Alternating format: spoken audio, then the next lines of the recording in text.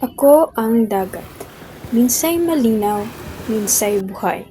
Ngunit ngayoy puno ng sugat. Plastik ang aking luha. Langis ang aking hininga. Kaunlaran naman ang habol namin. Mas mabilis, mas mura.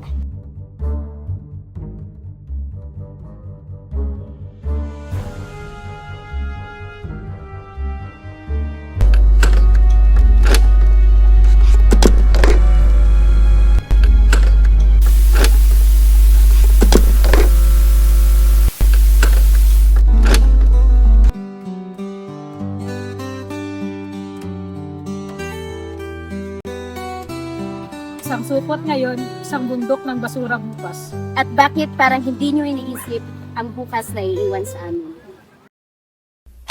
Polusyon mula sa plastic, illegal na pangingisda, oil spill at labis na paggamit sa likas na yaman.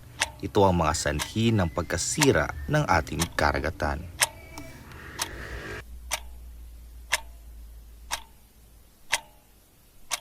Para sa ating mga mangingisda, nawawalan na sila ng hanap buhay.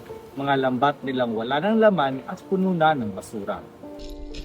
Ang mga korales kong tahanan ng buhay ay unti-unting nagiging abo.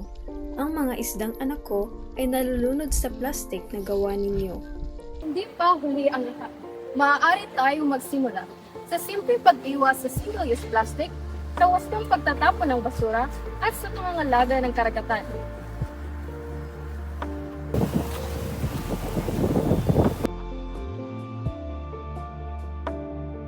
Kung may disiplina at malasakit, babalik ang sigla ng dagat. Di lang para sa atin, kundi para sa susunod na henerasyon. Marahil hindi sapat ang kita kung pagkapalit at pagkawasak. Panahon na natin baguhin ang ating paraan. Hindi ko hinihiling ang perfeksyon, kundi paggalang. Alagaan ninyo ako at patuloy akong magbibigay buhay. Ang dagat ay hindi basurahan. Ito ay buhay. At sa ating mga kamay nakasalalay, kung ito'y patuloy na hihinga o tuluyang tatahimik.